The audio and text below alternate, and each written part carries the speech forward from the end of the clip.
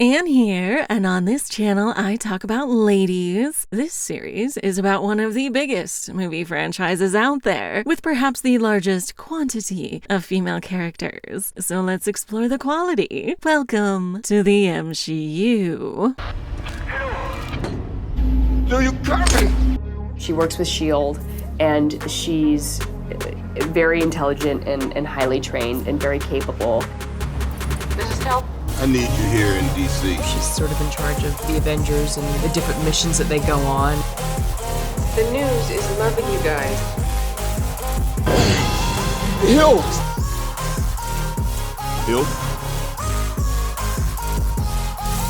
S.h.i.e.l.D. She's the only person that actually calls me Nick.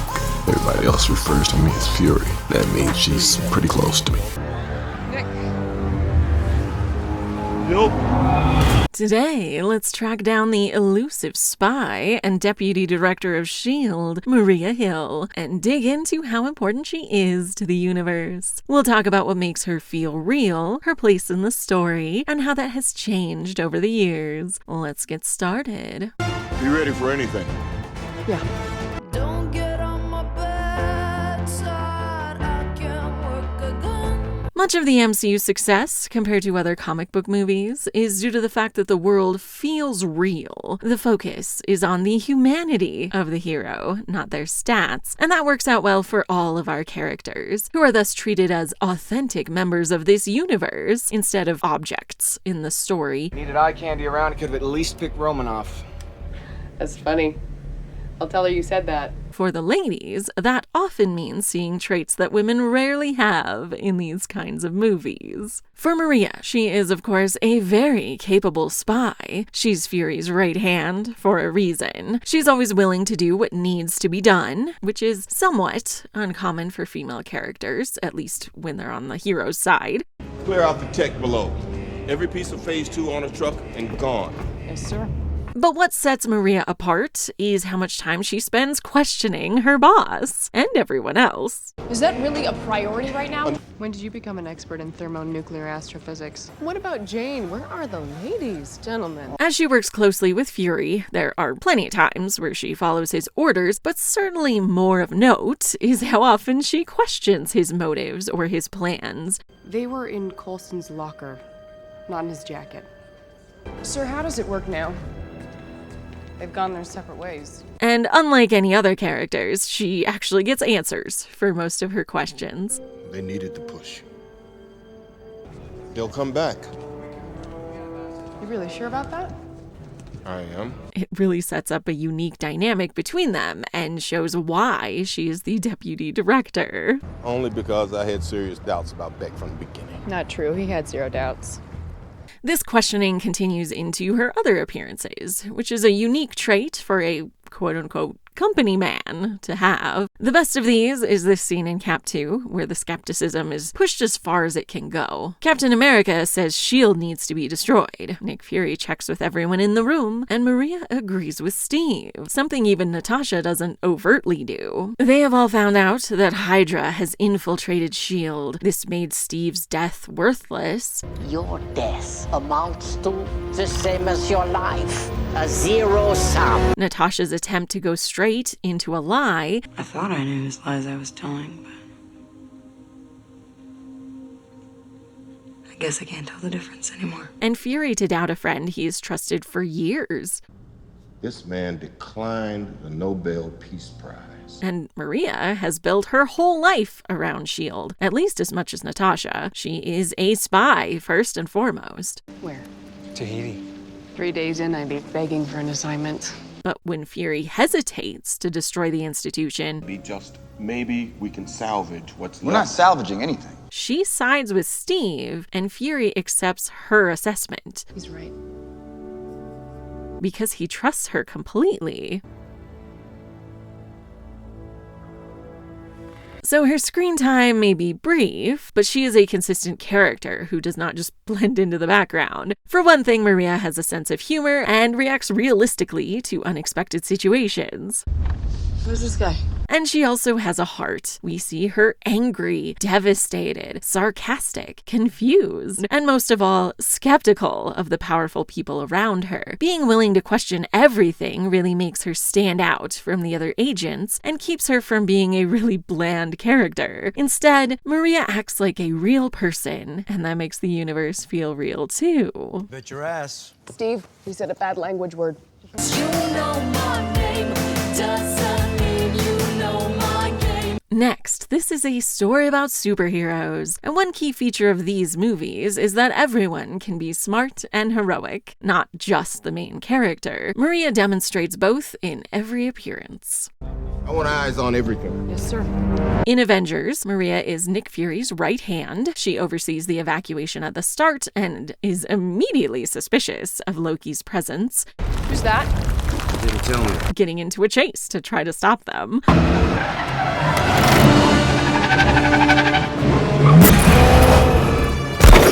Her quick thinking during Barton's attack on the helicarrier saves a lot of people, including Fury.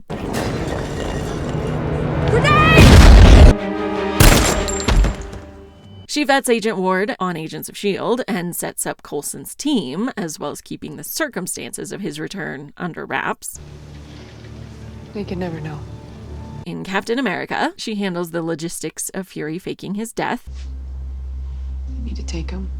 The attempt on the director's life had to look successful. And rescues Steve and company at an essential moment. That thing was squeezing my brain. She briefs the team on bringing down the helicarriers, One or two won't cut it. We need to link all 3 carriers for this to work. backing up Steve when Fury has other plans. During the final battle, she monitors the whole operation and resets the targets for the helicarriers, pushing the button to start that attack herself. But Steve! Do it! At the end, she goes to work for Stark Industries in the wake of S.h.i.e.L.D.'s downfall. We briefly see Maria doing this in Agents of S.h.i.e.L.D., where she turns over one of S.h.i.e.L.D.'s bases to General Talbot. How the hell did you find it? I told them. Coulson explains the situation to her, and she immediately joins him in tracking down Ward. Get your people, we need to move. We? Then she goes back to working for Stark. Coulson contacts her to let her know what he's discovered about Loki's scepter and what remains of Hydra. Theta Protocol. Is it ready? Yes, it is. Time to bring in the Avengers. Which of course brings us to Age of Ultron, where her main role is to provide intel to the team. But the biggest part she has to play is the grand rescue on the helicarrier at the end, Altitude is 18,000 and climbing. where she repeats her earlier heroics by stopping an interloper on the bridge and protecting the whole crew. Incoming! At the end of Infinity War, Maria and Fury are working together, and she alerts him to the situation, as she always does. Nick. A version of her appears in Spider-Man Far From Home, but spoilers, that turns out not to be her. Talos. Come off it. How was I supposed to know that the whole thing was fake? As cool as she is. Speaking of the Skrull, Maria also appears in Secret Invasion and brings Fury in to investigate that whole thing. If I remember correctly, you called me. Upon Talos's request. In all those appearances, Maria can be counted on to be brave, generally unflappable, and capable of handling any situation that arises. Nick Fury may be the spy, but Maria is being trained to take his place, and she is just as capable. Our heroes know they are in good hands whenever she appears, and Nick Fury knows he can trust her above anyone else because she'll always have his back. You got me? I gotcha. We don't see a lot of her, but we do see her often, so her mark has been made, and her place as an essential part of the universe is I secured. hate missing you guys get together. Testosterone.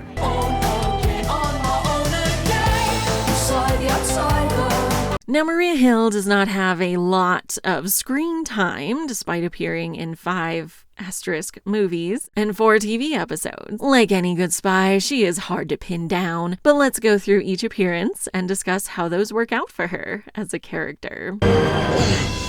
Hill! External detonation. Number 3 engine is down. First, she is in The Avengers, where she is the supporting character of a supporting character. I want eyes on everything. Yes, sir. Despite that, she gets a few good moments that set her apart, as well as inform us about how S.h.i.e.L.D. works. Evacuation may be futile. We should tell them to go back to sleep. She stands out, though she has limited impact on the plot. A significant aspect of her character, to me at least, is that she is a female spy, but there is nothing about her costuming or her actions that require the character to be female. We need to shut it down! Repeat! Takeoff is not authorized! She's Agent Hill. She's Fury's second in command, and there isn't anything gendered about that, which is refreshing. Do you copy? She then appears briefly in the opening episode of Agents of S.h.i.e.L.D., mostly giving us exposition and setting up the plot of the show. They have access to tech, to formulas, secrets they're not ready for. But there's not much here, it's just a cameo. He really doesn't know, does he? They can never know. Captain America Winter Soldier has much more for her to do. We first hear her when Fury needs someone he can trust. Deep shadow conditions. Give me 4 hours. And then she arranges for him to hide out after the assassination attempt. Let me take her. She'll want to see him first. She is believably devastated here with Steve and Natasha, which is a new side to her.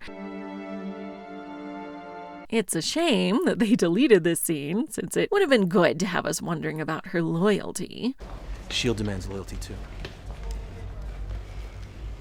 She rescues our heroes from Hydra and takes them to Fury, and honestly, the storyline is a perfect use for her character. She's a spy. She should be involved in things that we, the audience, don't know about immediately.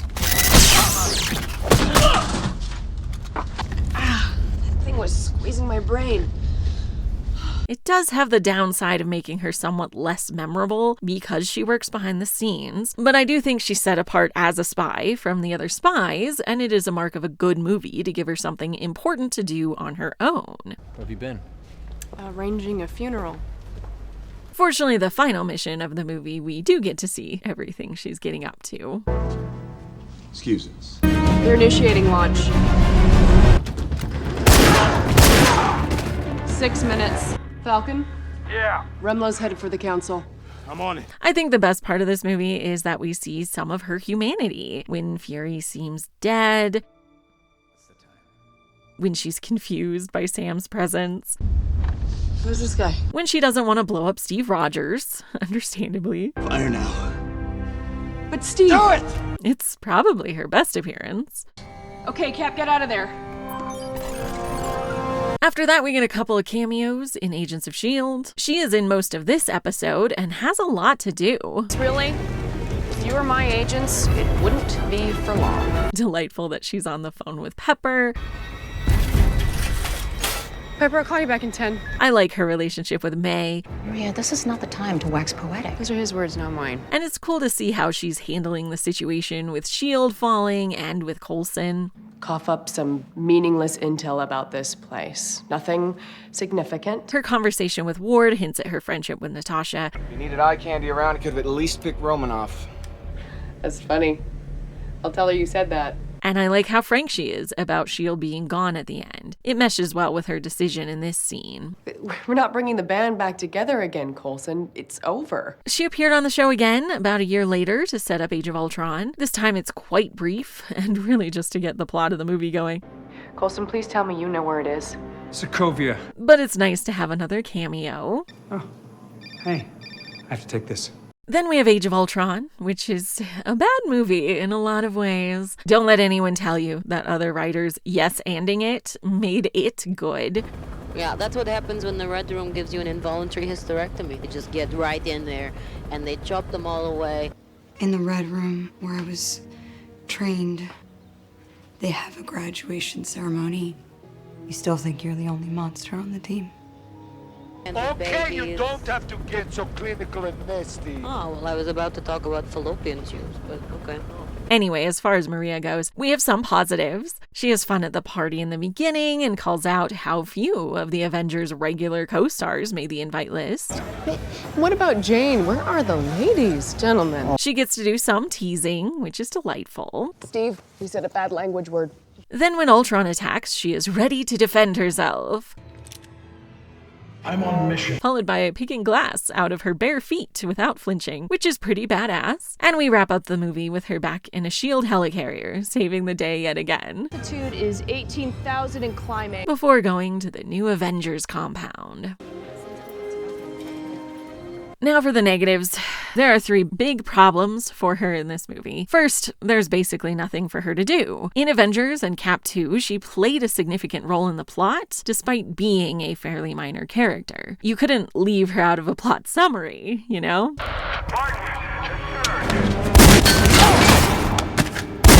Any attempt on the director's life had to look successful. Here she just spouts exposition. A rough history.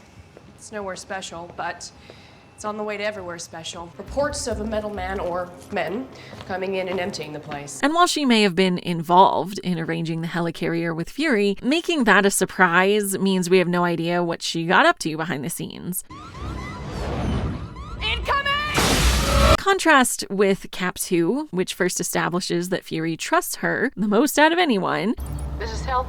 I need you here in D.C. Then clearly she gets him out of this room, followed by her bringing the heroes to him. You want to see him first. So she is solely responsible for this plotline, and we can easily see her impact on the story, while we have no idea what she brings to the Avengers other than telling them stuff, and no idea what she brings to this mission with Fury.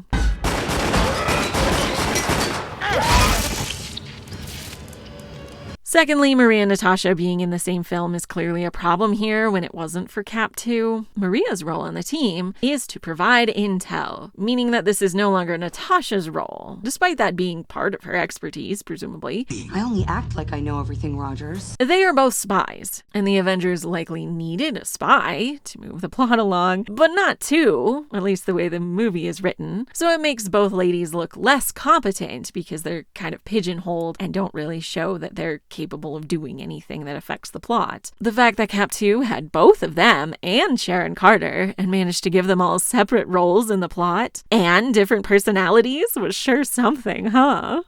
Are you sure you're ready for the world to see you as you really are? Are you? Like he said. Captain's orders. Charlie carriers 45 degrees off the port bow. 6 minutes. A recurring problem with all of Maria's appearances is how little she talks to the other ladies, or really to anyone besides Fury. She's pretty regularly in a room with Natasha, but Cap 2 is the only time they ever talk to each other, and only for exposition purposes. No rifling, completely untraceable. Soviet made. So I do consider that a bit of a flaw in that movie, that the two lady spies never get even a moment to process this whole thing together. And it's a much bigger flaw for how often Whedon puts them in a room together, but they never interact, even slightly, to the point that I wonder if they were even on set on the same day. Like, this scene is so funny to me because Maria is about to go into a room with Natasha, but instead just disappears. Okay. Not anymore. Just for us. This is a smoke screen. Why send a message when you've just given a speech? Finally, my biggest problem with Maria's role in this movie is that she is usually set up to be wrong. I pointed out in an earlier section that people are generally shown to be smart in these movies. This is in contrast with a lot of male-centric films where only our hero can have ideas or solve any problems. Most of the MCU stories give every character a chance to be correct. Any tampering, sir, wasn't at this end. At this end. The cube is a doorway to the other end of space, right? The door's open from both sides. But here, Maria only says things so that one of the male Avengers can correct her. Lab's all set up, boss. Oh, actually, he's the boss. We're not at war, Captain. They are. I get it. Maria Hill called you, right? Was she ever not working for you? Which I find extremely tedious and makes the audience question her when previously we were repeatedly told and shown how capable she is. Get his attention. Escort 6-0, proceed to Wishbone and engage hostile. Anyway, then she's in the end credits of Infinity War. Is perfect, no notes. Really adds to the tragedy of the loss, and both she and Fury act exactly the way we would expect them to. Multiple bogeys over Wakanda. Same energy signature as New York? She's also at Tony's funeral in Endgame, but obviously that's just a cameo. I do wish we'd gotten another scene of her after she returns from the blip, but oh well. Instead, we have Spider-Man Far From Home, and that's not really her, as it turns out, though I am amused by what the Skrull impersonating her believed would be her behavior. Having sleeper cells was top secret information. Nick, satellites are picking up an EM pulse. I am particularly charmed by this. I gotcha. But I find it a little disappointing for the movie where she has the most screen time to be a fake version of her. I guess the coded message worked. Appearances can be deceiving. I feel like she should have been in the end credits of it with Fury and in the Marvels, but instead we just have the first episode of Secret Invasion, where she calls Fury in to investigate the secret invasion. So check your footing. Otherwise, someone's gonna get hurt. She gets a fun, though brief fight scene, and then is murdered by Nick Fury. Bill!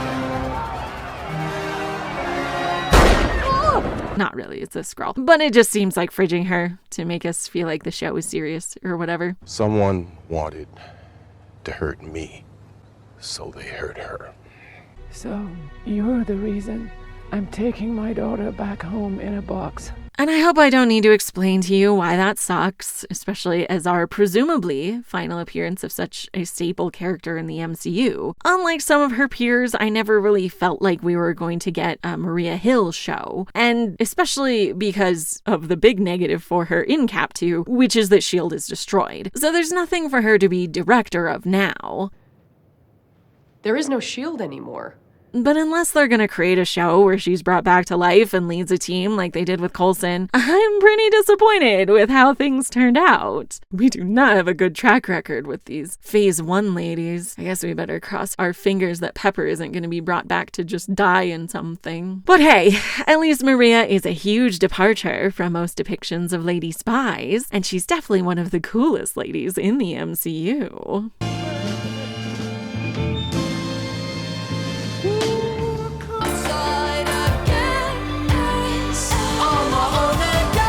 In any case, Maria Hill is a brave, heroic woman who knows exactly what she's doing in a world of superheroes. She's a fairly minor character, despite being one of the most reoccurring in the MCU, but she has a sense of humor and is often skeptical of the rest of the heroes, and that makes her memorable. The role became less significant after the fall of S.h.i.e.L.D., but she still stands out as one of the greatest spies in the MCU. Do you copy? Hill! Hill? Hill?